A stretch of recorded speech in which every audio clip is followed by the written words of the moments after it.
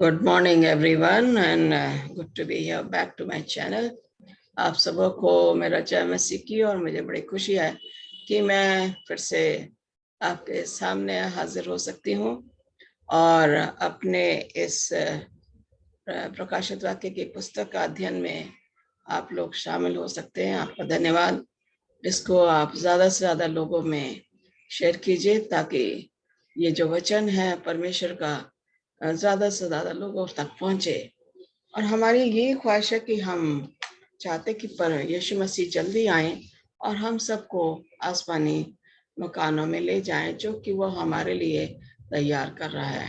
तो भाई और बहनों, आपका तहे दिल से मैं शुक्रिया अदा करती हूँ कि आप इस मैसेज को जो है आगे से ज़्यादा से ज़्यादा लोगों को आप शेयर करेंगे और आपको ये अच्छा लग रहा है तो उसको सब्सक्राइब कीजिए और कमेंट भी कीजिए ताकि मुझे भी थोड़ा सा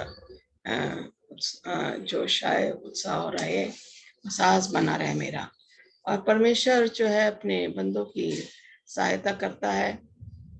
जब हम पूरी लगन से परमेश्वर की सेविकाई में लगते हैं तो वो अपना वचन जो है हमारे लबों के थ्रू, जुबान के थ्रू जो है हमसे बुलवाता है। आज भी मेरा यही विश्वास है और मैं जानती हूँ कि जब मैं परमेश्वर से कुछ मांगती हूँ वो मुझे पूरी तरीके से दे देता है और मेरी सहायता करता है। आइए हम प्रार्थना में जाएंगे।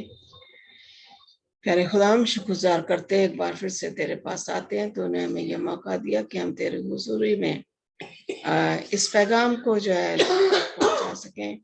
होने दे कि इसको ज़्यादा से ज़्यादा लोग देखें और अपने अजीज़ों को जो है शेयर करने वाले बने। ये मैसेज दूसरे लोगों तक जाए और लोग इसको सुने और विश्वास करें और तेरे आसमानी मकान की तैयारी करने वाले बने, ताकि जब तू आए तो हम सब के सब तेरे साथ आसमानी स्वर्ग राज्य में जाने वाले बने।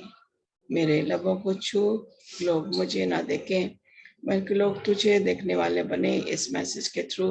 खुदा, जो भी मैं बोलूं पवित्र आत्मा से मुझे भर दे ताकि मैं इस वचन को बहुत अच्छी तरह से पेश कर सकूं, जैसे कि तू चाहता है कि मैं पेश करूं, ऐसे नहीं जैसे मैं चाहती हूँ, क्योंकि तेरी मर्जी जो है वो पूरी हो इस वचन के द्वारा। इस प्रार्थना को सुन कबूल कर तेरे प्यारे बेटे यीशु मसीह के नाम से मांगते हैं, आमीन। जैसे कि मैंने आपको बताया कि हम लोग जो हैं प्रकाशित वाक्य की पुस्तक में हम पुस्तक का अध्ययन कर रहे हैं और हमने अभी तक जो है पहले 5 अध्याय जो है प्रकाशित वाक्य के हमने पढ़ लिए हैं, अध्ययन कर लिया है। आज हम जाएंगे प्रकाशित वाक्य के 6ठे अध्याय में और हम देख रहे हैं कि हमने 4थे और 5वें अध्याय में जो हमने देखा था परमेश्वर का सिंहासन, और 5वें अध्याय में देखा कि यीशु मसीह कैसे जीत हासिल करके स्वर्ग में जाता है और परमेश्वर के सिंहासन पे बैठता है। फिर आगे हमने ये भी देखा था कि वहां पे एक पुस्तक है और जिसमें जो कि सील बंद है और वहां पे जो 4 प्राणी हैं उनमें से प्राणी लोग जो है वो आवाज दे रहे हैं। उनमें से एक प्राणी जो है बोलता है, क्या कोई ऐसा शख्स है जो इस पुस्तक को खोल सके। और वहां पे हमने देखा कि यूहन्ना जो है ये वचन सुन के जो है उसको दर्शन दिया गया और दर्शन में उसे स्वर्ग का सिंहासन दिखाया गया, परमेश्वर का सिंहासन दिखाया गया, उसे वो द्वार दिखाया गया जहां से वो उसने प्रवेश किया और वो वहां पे रोने लगा जब उसने देखा कि उस पुस्तक को कोई भी खोलने वाला वहां पे नहीं है। तो हम देखते हैं कि फिर यीशु मसीह जो मेमना है वो स्वर्ग में जाता है और उसने वो पुस्तक परमेश्वर के दाहिने हाथ से ले ली और वहां पे जो है लोगों में उत्साह भर गया। सेरफम, चेरुबम और वो जो जीवित प्राणी थे और जो 24 प्राण थे प्राचीन थे, उस सब ने जो है परमेश्वर की मेमने के लिए गीत गाया कि उसने जो है विजय हासिल करके एक वॉर हीरो की तरह वो स्वर्ग में दाखिल हुआ है। अब हम आज जो हम देखेंगे उसी का कंटिन्यूएशन है प्रकाशित वाक्य 6 अध्याय। जिससे पहले हम इसमें जाएं, हम उसके 3 अध्याय की 21वीं आयत में हम पढ़ेंगे। ये हमने पहले भी पढ़ी है, लेकिन इसको मैं फिर से पढ़ना मांगती हूँ।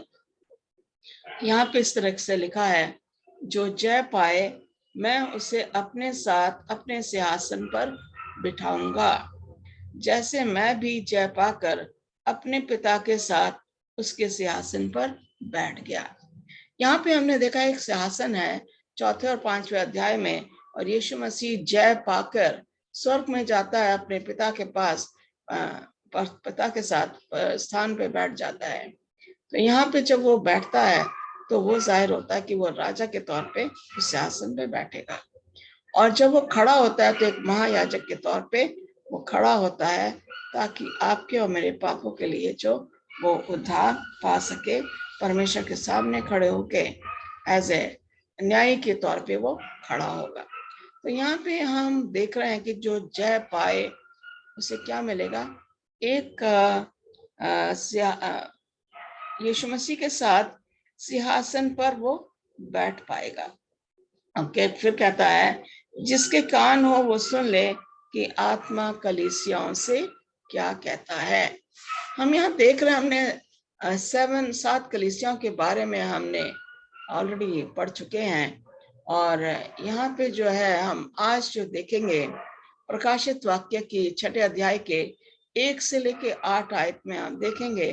और यहाँ पे हम देख रहे हैं कि 4 जो है घुड़सवार हैं, और उनके ऊपर घोड़े हैं, और उनके ऊपर घुड़सवार हैं। ये 4 जो हैं पहले आयत से लेके और 8वीं आयत तक, हम इसको 2 भागों में मैंने इसको बांटा है। तो आज हम पहला अध्याय लेंगे, जिसको मैंने बोला है 4 घुड़सवार या 4 हॉर्समैन। और ये 4 घुड़सवार जो है हिस्केल के मुताबिक बताया गया कि 4 फर्क तरीके के सीवियर, मतलब जो है खतरनाक या खतरे से भरे हुए, ये हैं जजमेंट या न्याय या फैसले। ये जो घुड़सवार है, जो घुड़सवार है वो यीशु मसीह को जाहिर करता है पहले घुड़सवार के तौर पे, और जो घोड़ा है वो परमेश्वर के लोगों को जाहिर करता है। तो यहाँ पे बताया गया कि ये खुदा अपने लोगों को जो है वो चाहता है कि वो अंत तक विश्वास में बने रहें, जब तक कि यीशु मसीह ना आ जाए। अगर हम देखें 4 घुड़सवारों के बारे में अगर देखें, तो इसका जो पैरेलल स्टडी में अगर देखा जाए, तो ये सेम चीज हम मत्ती के 24 अध्याय में 4 से 14 में हम देख सकते हैं। ये कंपैरेटिव स्टडी के तौर पे यहाँ पे जो है मसीह ने अपने चेलों से बताया कि अंत में क्या होगा। लोग तुम्हें भरमाएंगे, ये महारोग आ जाएंगे, आफतें आएंगी, परेशानी आएंगी, अकाल पड़ेंगे, और लोगों को खाने के लिए नहीं मिलेगा, और परमेश्वर के वचन के लोग भूखे रहे प्यासे रहेंगे, और परमेश्वर के वचन को जो है कुछ लोग नकार देंगे और कुछ लोग विश्वास में बने रहेंगे। और ये इसलिए जो है बताते हैं कि आगे क्या होने वाला है, भविष्य में क्या होने वाला है। और इस तरीके से हम पहले घुड़सवार की ओर जाएंगे और देखेंगे कि यहाँ पे हमारे लिए क्या दिया गया है। मैंने देखा कि मेमने ने 7 मोहरों में से एक को खोला, और तभी उन 4 प्राणियों में से एक को मैंने मेघ गर्जना जैसे स्वर्ग में कहते सुना। मेघ गर्जना का मतलब है भयंकर गर्जन की आवाज। और जब हम यहाँ पे देखते हैं गर्जन, स्वर्ग में है 7 मोहरों को किसने खोला है, मेमने ने 7 मोहरों में से एक मोहर को खोला है, और ये मोहर जो है हम देख रहे हैं यहाँ पे कि उन 4 प्राणियों में से एक को मैंने गर्जन जैसे देखा है। दूसरी आयत में भी हम जाएंगे और ये कह रही आवाज क्या कह रही है? आ, मतलब वो आवाज बुला रही है, तो कह रही है आ। यहाँ पे कह रहा है मैंने दृष्टि की और देखा एक श्वेत घोड़ा है और उसका सवार धनुष लिए हुए है, और उसे एक मुकुट दिया गया और वह जय जय करता हुआ निकला कि और भी जय प्राप्त करे। ओके, यहाँ पे दिखाया गया श्वेत घोड़ा है, और ये जाहिर होता है परमेश्वर की कलीसिया, अपोस्टोलिक चर्च जिसे कहते हैं, चेलों का जो चेलों ने जो वहां पे कलीसियाएं थी उनको स्थापित की थी, और इनका जो घुड़सवार है वो यीशु मसीह है। ज़करिया 10:3-6 में यहाँ पे बताया गया है कि कैसे यीशु मसीह पाप के ऊपर विजय हासिल करके उस स्वर्ग में गया। ये जो घोड़ा है ये विजय का घोड़ा है, विजय हासिल करने वाला घोड़ा है। ये कह रहा है according to E.G. White, she says that God desires his people to go conquering and to conquer. ये E.G. White, एलन जी वाइट जो थी हमारी एक उनको परमेश्वर का भक्त कहा गया। उन्होंने कहा कि परमेश्वर चाहता है कि उसके लोग पृथ्वी पर जाके विजय हासिल करें और करते चले जाएं। और ये कहते हैं कि पहली जो सील है, पहली जो मोहर है, वो मेमने ने खोली है, और फिर उसमें से जो है उससे पहले आवाज आती है आ। यहाँ पे डिफरेंट जो है सिंबल्स दिखाए गए हैं। यीशु मसीह जो है वो कलीसिया का हेड है, और कलीसिया जो है उसका बॉडी, जो बॉडी है वो कलीसिया है, और जो सर है वो यीशु मसीह है। यीशु मसीह जो है एक चरवाहा है, और कलीसिया जो है उसकी भेड़े हैं। यीशु मसीह जो है हस्बैंड को जाहिर करता है, और कलीसिया जाहिर है उसकी दुल्हन। यीशु मसीह दूल्हा है और कलीसिया उसकी दुल्हन। तो यहाँ पे दिखाया गया कि यीशु मसीह को किस तरीके से फर्क नामों से उनको जाहिर किया गया है। यहाँ पे कह रहे हैं कि वो आया। आगे हम देखेंगे यहाँ पे जो सिंबल्स इसमें दिए गए हैं। Rider held a bow and was given a crown. Okay, मैंने जैसे बताया कि राइडर जो है वो है यीशु मसीह। ओके, वाइट है यहाँ पे नाम, कलर जो दिया हुआ है वो वाइट दे रखा है, और वाइट का मतलब है, सफेद का मतलब है पवित्रता। Okay, it stands for purity. और ये जो वाइट है ये लाइट को भी जाहिर करता है, रोशनी को भी जाहिर करता है, और रोशनी जो है वो परमेश्वर के वचन को भी जाहिर करता है। भजन संहिता 119 का 105 आयत में अगर हम देखें तो यहाँ पे लिखा हुआ है, तेरा वचन मेरे पाँव के लिए दीपक और मेरे मार्ग के लिए उजियाला है। तो हम देखते हैं तेरा वचन, परमेश्वर का वचन मेरे मार्ग के लिए क्या है? दीपक है, पाँव के लिए दीपक है। जहां जहां मेरे पाँव जाएंगे उसका वचन का जो रोशनी है वो आगे बढ़ती चली जाएगी, और मेरे रास्ते के लिए वो एक उजियाला है। तो ये यहाँ पे बताया गया है कि किस तरीके से जो है मत्ती 5:16 में बताया गया है कि आप क्या हो? दुनिया के नूर हो, दुनिया की रोशनी हो। और यहाँ पे कह रहा है दूसरा राजा उसके 13 की 17 आयत में बताया गया है कि जो युद्ध में जब जाते थे तो वहां पे धनुष बाण का इस्तेमाल होता था, बोर एरो का इस्तेमाल होता था। परमेश्वर उन्हें उसके जरिए जो है जय हासिल कराता था। अगर परमेश्वर के वचन को लिया जाए तो हम ये देखते हैं कि ये जो है परमेश्वर का वचन जो है, जब हम लोगों को बताते हैं, वो तीर के समान जो है वो अंदर तक उसको भेद देता है। इसीलिए यहाँ पे जो है सिंबल दिया गया white horse with its rider. सफेद प्योरिटी है, सफेद जो है परमेश्वर को लाइट को भी जाहिर करता है, और लाइट जो है परमेश्वर का वचन है। और यहाँ पे जो है परमेश्वर का वचन जब सुनाया जाता है तो वो लोगों के मन में एक ऐसा भेद दे देता, अंदर तक उसको चुभन होती है, और तब वो इंसान पछतावा करके परमेश्वर के पास आता है। कुछ लोगों पे ये ज्यादा असर करता है। ये कह रहा है यहाँ पे, the words of the apostles were as sharp as arrows, convincing men of their terrible guilt in rejecting and crucifying the Lord of glory. Okay. ये जो वचन जो था, आपने देखा होगा फरीसी कितने ज्यादा चिढ़ हो जाते थे, और वो जो सिपाही लोग थे जिन्होंने यीशु मसीह को क्रूस पे चढ़ाया, उन्होंने कि अपने आप को परमेश्वर का क्या बोलता है, बेटा बोलता है, और ये जो है, और उन्होंने उसको क्रूस पे चढ़ा दिया, उसको रिजेक्ट कर दिया। यीशु मसीह को उन्होंने नकार दिया, इसलिए उसे क्रूस पे चढ़ाया गया। यहाँ पे हम कह रहे हैं, ये एलन जी वाइट जो है अपने एक्ट्स ऑफ अपोस्टल पेज 45 में उन्होंने इसका जिक्र किया है। ये कह रहा है कि God does not send messengers to flatter the sinner. खुदा अपने भेदियों को इसलिए नहीं भेजता कि वो उनको जो है अच्छी तरह से उसको क्या करे, मक्खन लगा के या बटर उसको अपनी तरफ करने की कोशिश करे, किसी तरह का लालच दे के उसको करे।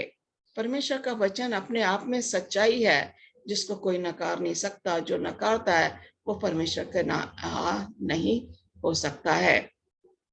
यहाँ पे क्या गया है कि जो क्राउन है, जो मुकुट है, उसको बोला गया स्टेफनो।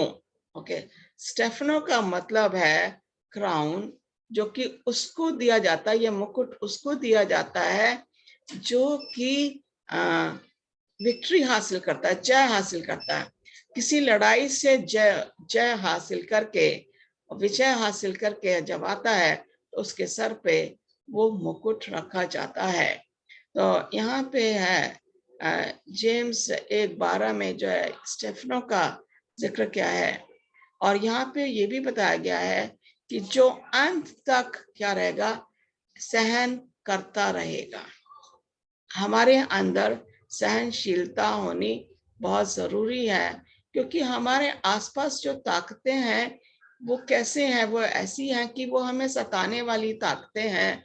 हम कितना उनको सहन कर सकते हैं, तभी हमें वो मुकुट मिलेगा जब हम इन सारी दुनियावी परेशानियों का सामना हम अपने सहनशीलता के द्वारा, परमेश्वर के वचनों पे अमल करने के द्वारा हमें हासिल होगा।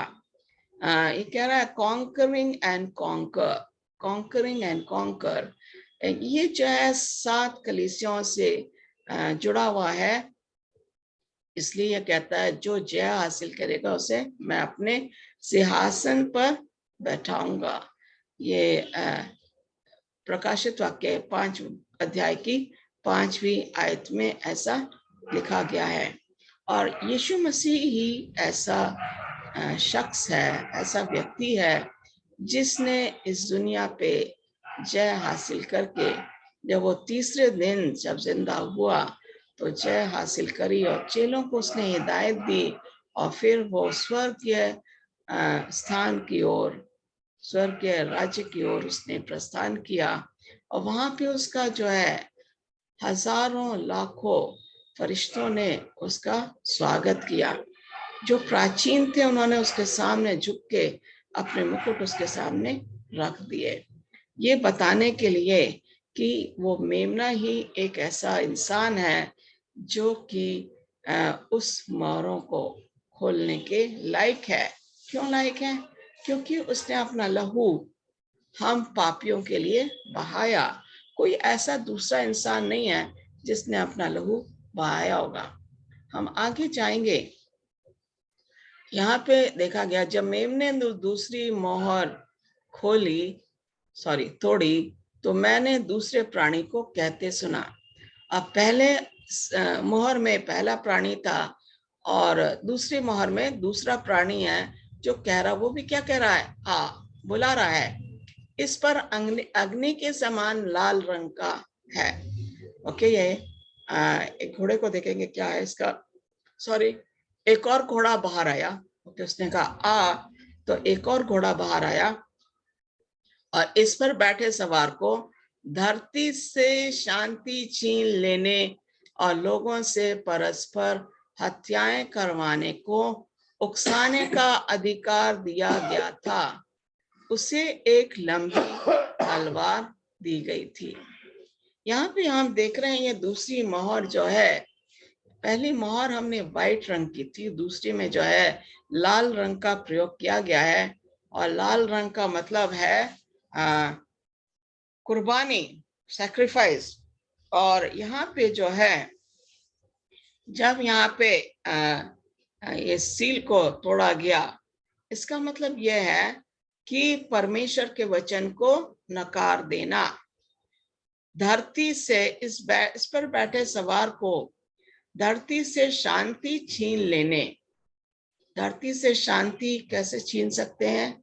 उनको सताने के लिए। परमेश्वर के लोगों को जब सताया गया तो धरती से जो उनको शांति पूर्वक जो रह रहे थे, उनके घरों से शांति छीन ली गई और लोगों से परस्पर हत्याएं करवाने को उकसाने का अधिकार दिया गया।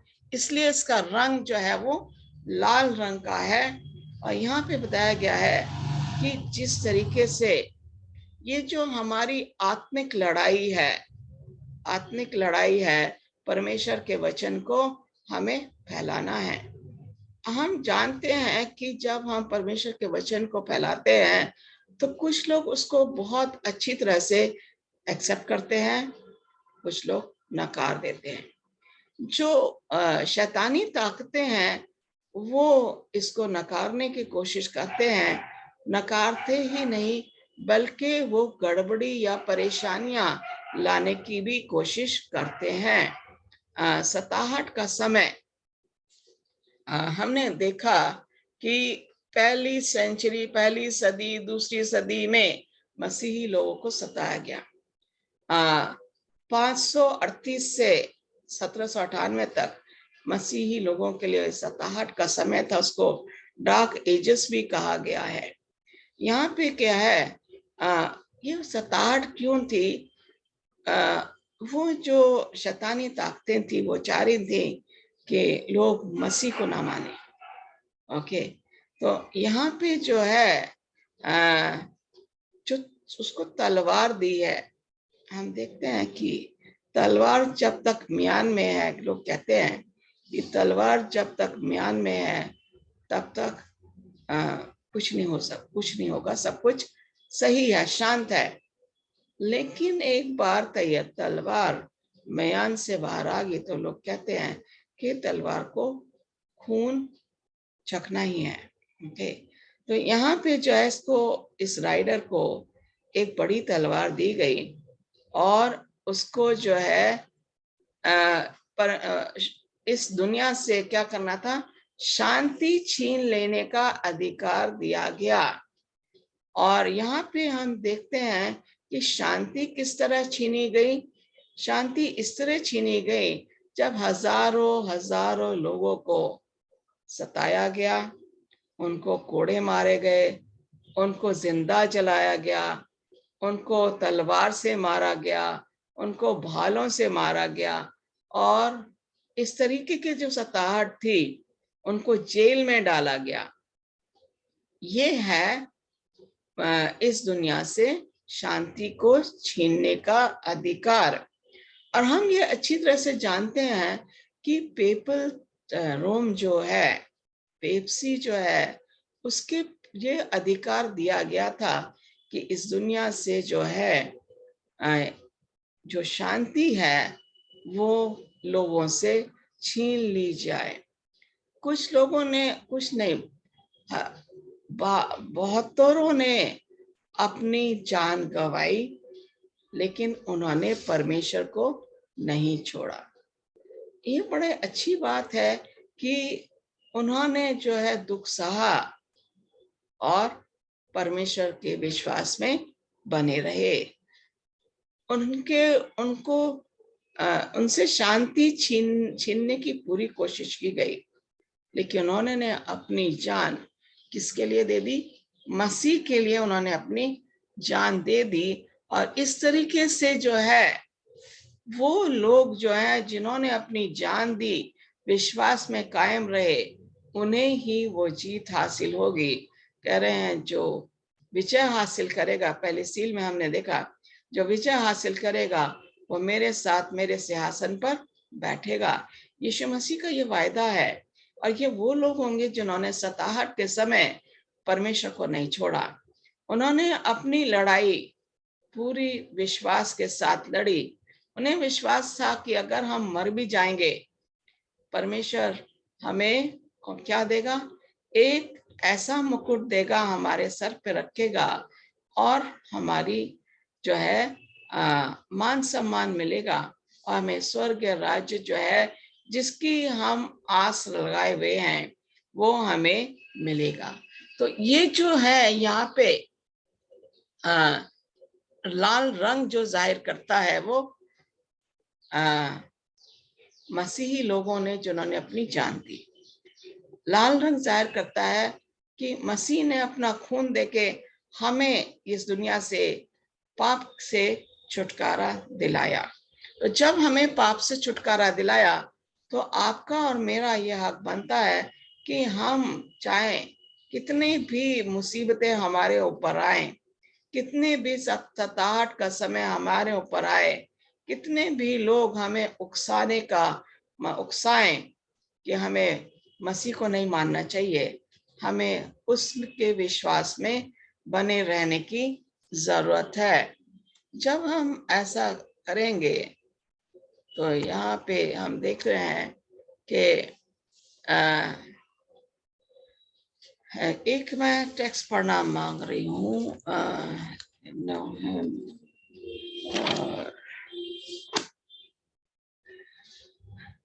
Amos. Okay. The sword represents Bible. ये जो तलवार है ये बाइबल को जाहिर करता है। और ये यहाँ हम देख रहे हैं कि sword जो है the conquest of first horse lead to persecution under the second horse. Okay. ये जो है persecution का समय जो कि मैंने बताया, यहाँ पे जो है devil was worried by the many defections from his army and now he kills those who are conquering the subjects of his kingdom. Okay, उसका बड़ा खतरा था कि लोग जो हैं उसके लोगों को भड़काए ना, उसके लोगों को उसकी आर्मी जो उसे खतरा हो रहा था। और यहाँ पे हम देखते हैं gospel brings peace but it's also takes away peace when people rise against it. Okay, जब हम देखते हैं कि परमेश्वर का वचन जो है हमें शांति देता है, और जब लोग आते हैं इसके परमेश्वर के वचन के खिलाफ विरोध में खड़े होते हैं तो लोगों के मन से वो शांति चली जाती है। तो यहाँ पे बताया गया है peace and sword. Okay, earth, peace and sword, इस जमीन से शांति छीन लेना, लोगों के मनों से शांति छीन लेना, और जो वचन में जो सॉर्ड जो है कहते हैं परमेश्वर, जो तलवार है, दो धारी तलवार है परमेश्वर का वचन, एकदम जो वो हम उसको जब सुनते हैं परमेश्वर के वचन को, वो अंदर तक चीर जाती है। हम कहते हैं ये मेरे लिए ही है। और जब हम रियलाइज कर लेते हैं कि परमेश्वर का वचन मेरे लिए है तो ये मुझे परमेश्वर मेरे मन को छूता है और वो मुझे अपने नजदीक लाने के लिए पवित्र आत्मा का इस्तेमाल करता है। तो यहाँ पे हम देख रहे हैं कि सेकंड सील, हम जाएंगे तीसरे सील के तीसरे मोहर के ऊपर, और यहाँ पे लिखा हुआ मेमने ने जब तीसरी मोहर तोड़ी तो मैंने तीसरे प्राणी को कहते सुना आ। हम देख रहे हैं कॉमन सी चीज है, पहली मोहर जब तोड़ी गई तो पहले प्राणी ने बोला आ, जब दूसरी मोहर तोड़ी गई तो दूसरे प्राणी ने कहा आ, और जब तीसरी मोहर तोड़ी गई तो तीसरे प्राणी ने बोला आ। और जब मैंने दृष्टि उठाई तो वहां मेरे सामने काला घोड़ा था और उस पर बैठे सवार के हाथ में एक तराजू था।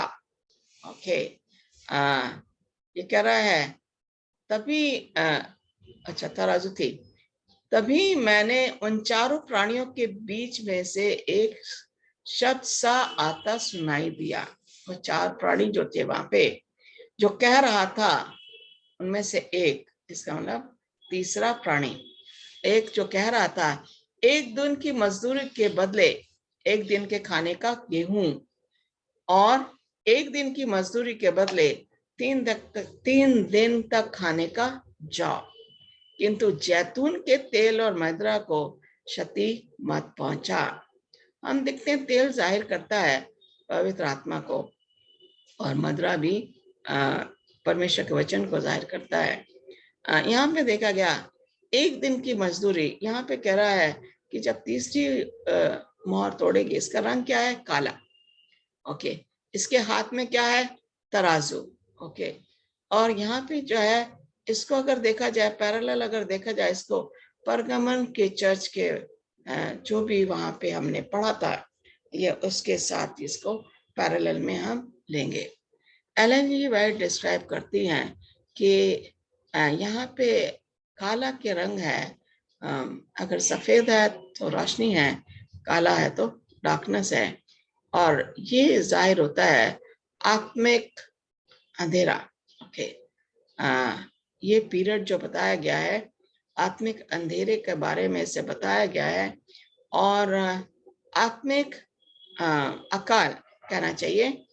और एक होता है कि अभी जैसे हम जिसमें रह रहे हैं, अगर कुछ जगह में बारिश नहीं होती तो अकाल पड़ जाता है, तो खाने के जो चीजें हैं वो महंगी हो जाती।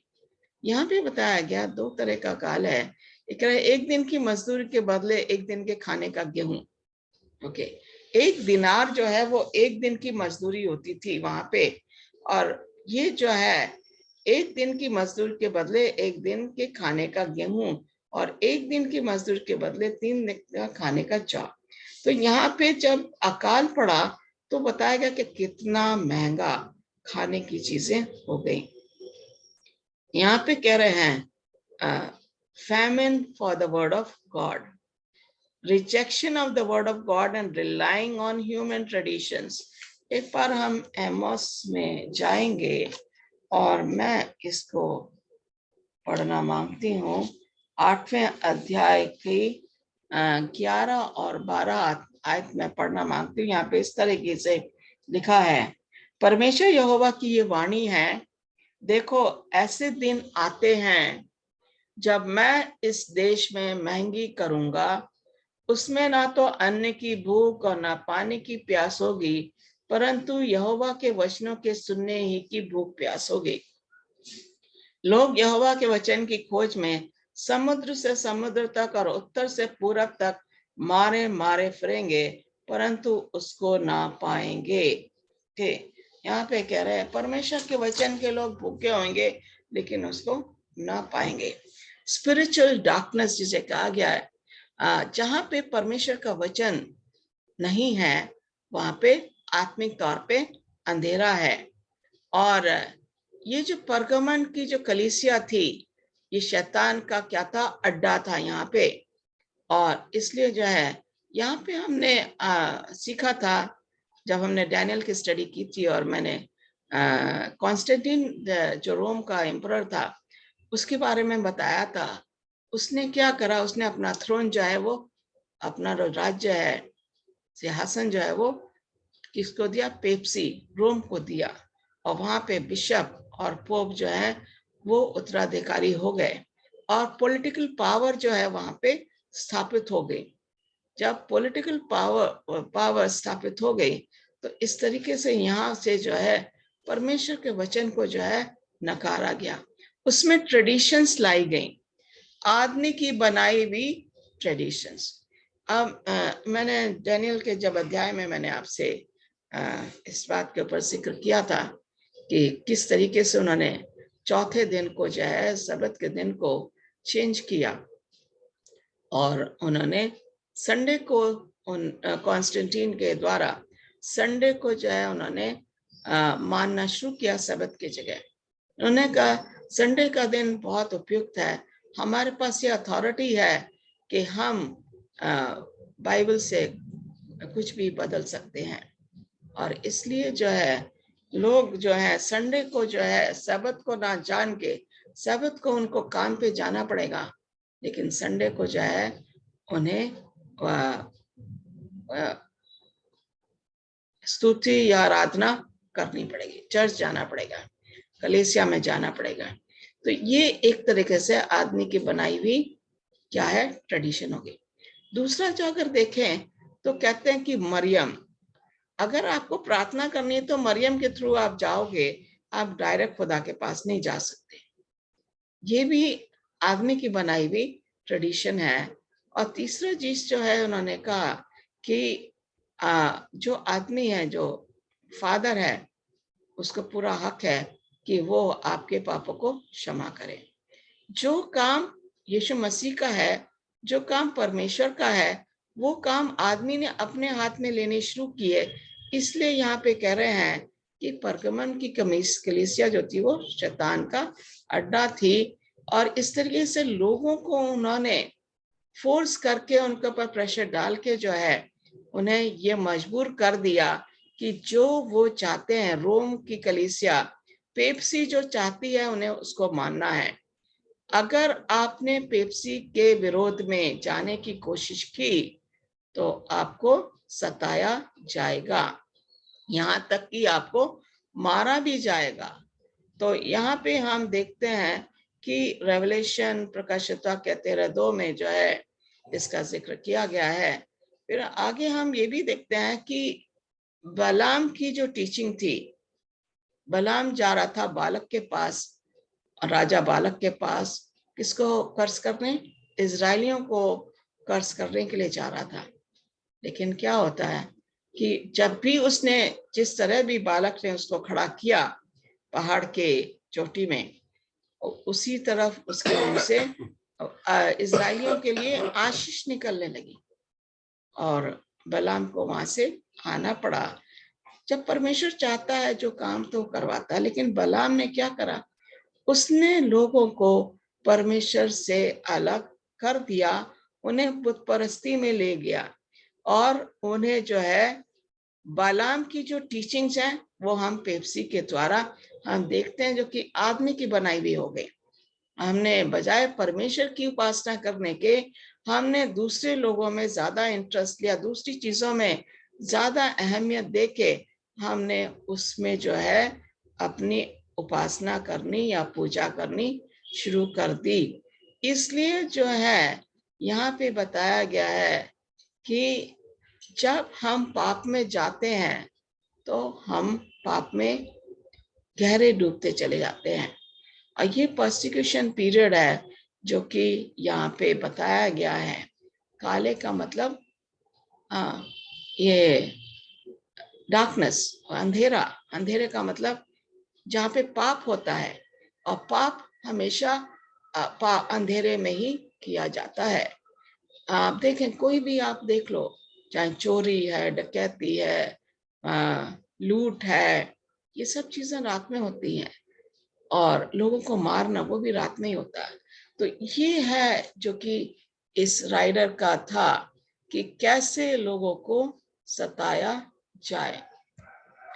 अब हम जाएंगे चौथी मोहर पे, और यहाँ पे जो है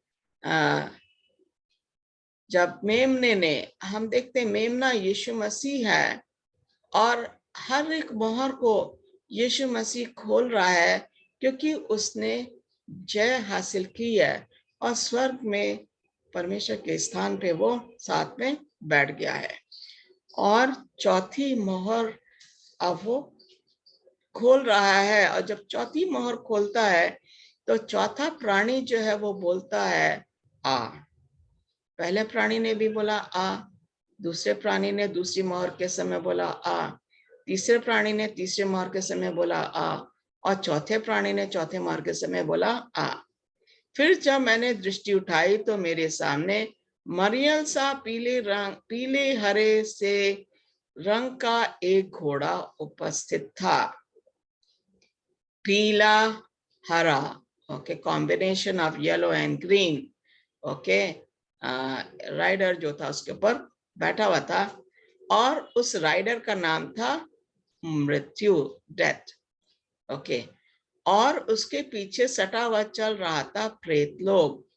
धरती के 1/4 भाग पर उन्हें यह अधिकार दिया गया कि युद्धों, अकालों, महामारियों तथा धरती के हिंसक पशुओं के द्वारा वे लोगों को मार डाले। हमने देखा कि पहला जो मोहर थी अपोस्टोलिक चर्च, ओके, व्हाइट उसका कलर था। दूसरे में हम देखते हैं कि रेड कलर, लोगों को persecuted church, okay, persecuted people during the time of the second seal. Okay, then we see the third one, that is black horse, okay, that represents famine, spiritual darkness. And now we are coming slowly, we are heading for what? हम slowly, धीरे धीरे उजियाले से हम अंधेरे की ओर बढ़ रहे हैं। सताहट, फिर अकाल, परमेश्वर के वचन का अकाल, और आत्मिक तौर पे और शारीरिक तौर पे भी लोगों को अकाल का सामना करना पड़ा। इस राइडर के सवार का नाम क्या है? डेथ। अब प्रकाशित वाक्य में अगर देखा जाए, इसको बोला गया है हेड्स, ओके, जहां पे मृत्यु का स्थान, ओके, यहाँ पे कहा गया कि मृत्यु का, यहाँ पे बोला गया है युद्धों को, अकालों को, महामारियों को तथा धरती के हिंसक पशुओं के द्वारा वे लोगों को मार डाले। ओके, कह रहा sword, hunger, death and wild beasts. Four things are mentioned here. तलवार, डेथ मृत्यु, और भूख भूखमरी, और क्या है? धरती के हिंसक पशु। ओके, इनको क्या अधिकार दिया है कि लोगों को मारा जाए?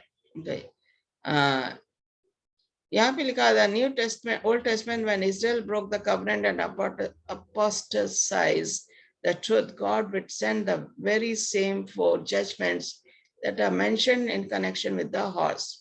Okay, जब हमने इजरायलियों ने जब परमेश्वर की वाचा का उल्लंघन किया, तो यहाँ पे परमेश्वर ने इन 4 चीजों का इस्तेमाल किया। तो यहाँ पे अगर हम देखें लय व्यवस्था 21 का 26 आयत में, इसमें हम जाएंगे। लय व्यवस्था 26 का 21 से 26 में सारा तो नहीं पढ़ूंगी।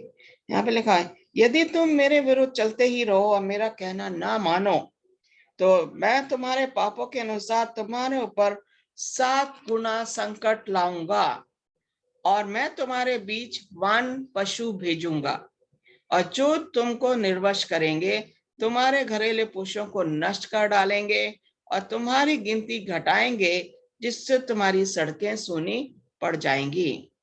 फिर यदि तुम इन बातों पर भी मेरी ताड़ना से ना सुधरो और मेरे विरुद्ध चलते ही रहो, तो मैं भी तुम्हारे विरुद्ध चलूंगा, और तुम्हारे पापों के कारण मैं आप ही तुमको 7 गुना मारूंगा, और मैं तुम पर एक ऐसी तलवार चलवाऊंगा जो वाचा तोड़ने का पूरा पूरा पलटा लेगी।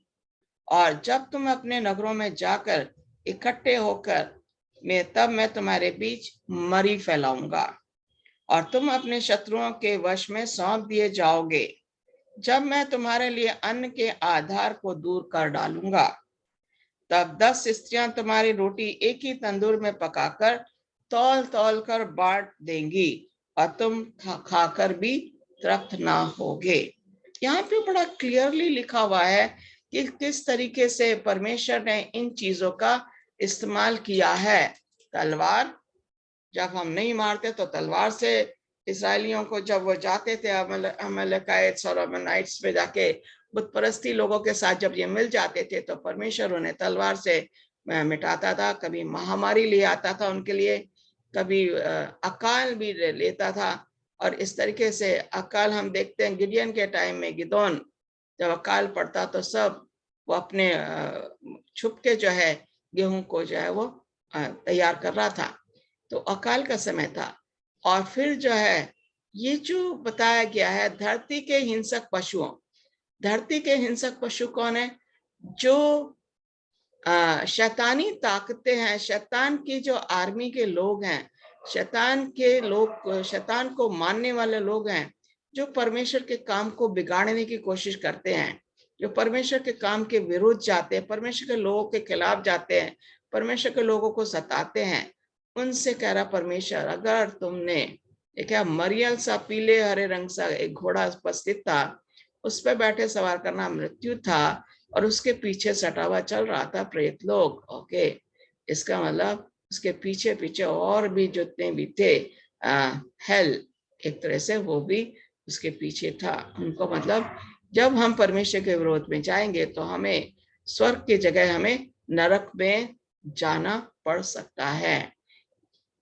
यहाँ पे ये बताया गया कि हमने छोटे सिंह के बारे में भी सीखा था, जिसको ताकत, उसको पावर मिली थी, अथॉरिटी मिली थी।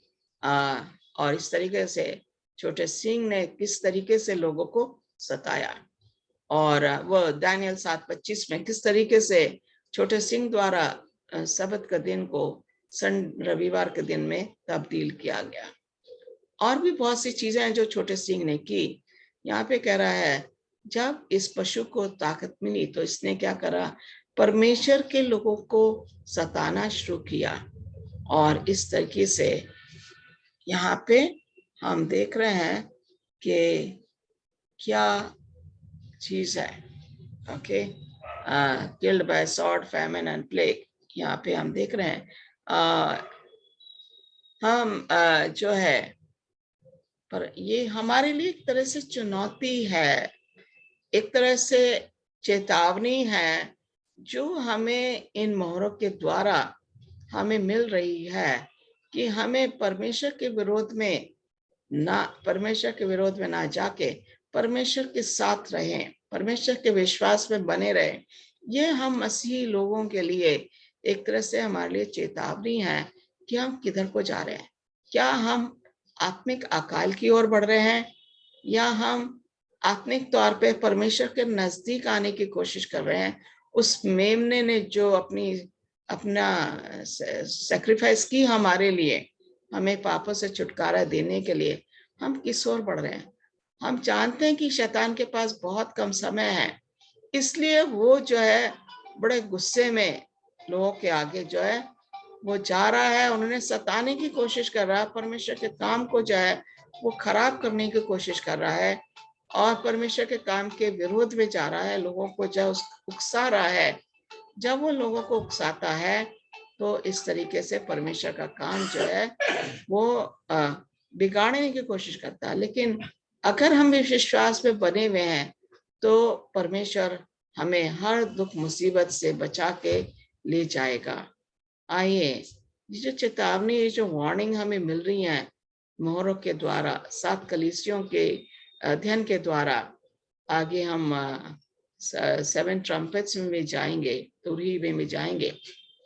ये सब हमें बता रही है कि हमें चौकन्ना होना है, अलर्ट रहना है, परमेश्वर के वचन की हमें का अध्ययन करना जरूरी है, तभी हम उसके साथ साथ हम चल सकते हैं। आइए अगले इसको दूसरे पार्ट को मैं जल्दी ही आपके सामने पेश करूंगी, 5वीं और 6ठी मोहरों को, और ये 6ठे अध्याय को 9वीं आयत से आखिर तक में अगले पार्ट में मैं उसको प्रस्तुत करूंगी। परमेश्वर आपको आशीष दे। प्रार्थना करेंगे। प्यारे खुदावंद, हम शुक्रगुजार करते हैं, एक बार फिर से तेरे पास आते हैं। हम चाहते हैं कि ये वचन जो मैंने सुनाया है, पवित्र आत्मा के द्वारा तुमने मुझसे बुलवाया है, मैं चाहती हूँ कि ये ज्यादा से ज्यादा लोग इसको सुने और तेरे नजदीक आने की कोशिश करें। यही हमारी प्रार्थना। इसको सुन, कबूल कर, तेरे प्यारे बेटे यीशु मसीह के नाम से मांगते हैं, आमीन आमीन। God bless you.